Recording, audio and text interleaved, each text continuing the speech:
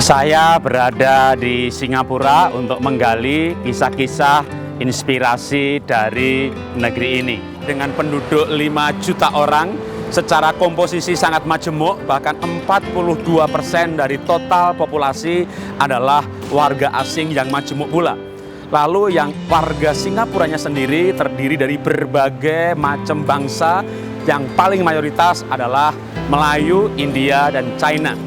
Secara agama maka menarik juga, cukup majemuk dengan mayoritas 42% Buddha, lalu Islam, Kristen, dan tidak beragama sekitar 14,5% masing-masing. Taoisme 8,5% dan Hindu 4%.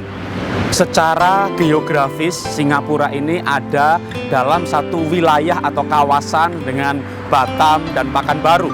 Tapi ketika kita masuk Singapura, wow, terasa jauh lebih sejuk karena keberhasilan penghijauan dan kontrol polusinya. Keindahan sejarah detail yang saya maksudkan di sini kali ini adalah kisah mengenai tokoh Muslim Melayu, yaitu Abdullah bin Abdul Qadir Munshi. Munshi adalah gelar untuk seorang guru yang dihormati. Beliau dianggap sebagai tokoh Muslim yang pemikirannya itu boleh dikatakan melampaui zamannya. Beliau adalah penulis buku Perjalanan Abdullah dari Singapura ke Mekah. Beliau juga wafat di Mekah ketika sedang menunaikan ibadah haji.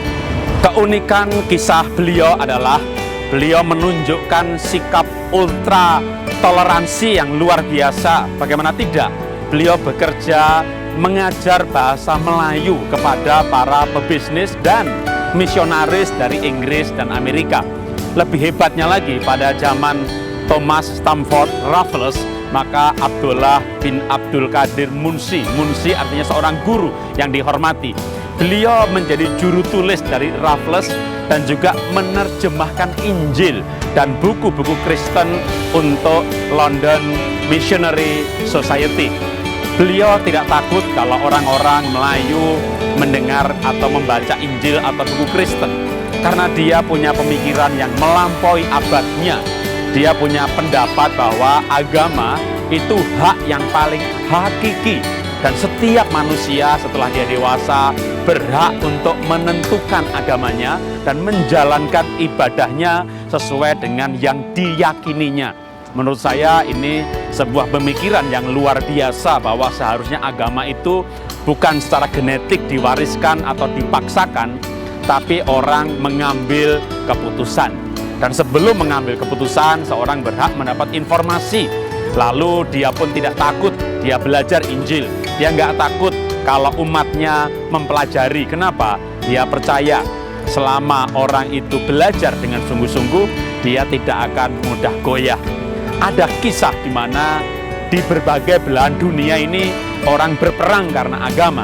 Tapi di sini ada kisah yang sangat toleran.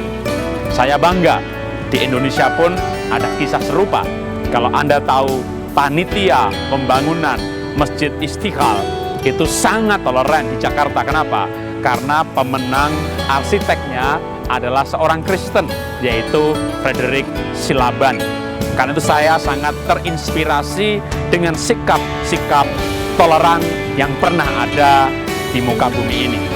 Nenek moyang kita berkata, bersatu kita teguh, bercerai kita runtuh. Karena itu dari Singapura ini justru saya menyerukan nilai-nilai yang pernah ditanam, dihidupi oleh leluhur kita, para pendiri bangsa ini, dengan slogannya Bhinneka Tunggal Ika.